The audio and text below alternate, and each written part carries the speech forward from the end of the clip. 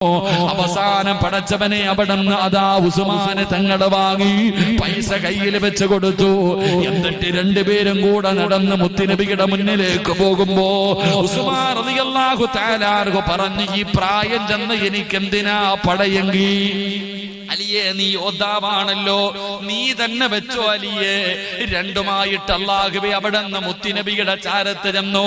പ്രവാചകൻ സല്ലല്ലാഹു അലൈഹി വസല്ലമ തങ്ങളുടെ മുന്നിലേക്ക് 480 ദിർഹം കൊണ്ട് വെച്ച് കൊടുത്തപ്പോ അതിൽ നിന്ന് അല്ലാഹുവിന്റെ റസൂല് 400 ദിർഹം എടുത്തു. 80 ദിർഹം അലിയാര് തങ്ങളുടെ കയ്യിൽ വെച്ച് കൊടുത്തു. 400 ദിർഹം ഫാത്തിമയ്ക്ക് മഹർ, 800 ദിർഹം കയ്യിൽ കൊടുത്തിട്ട് പറഞ്ഞു, അലിയേ,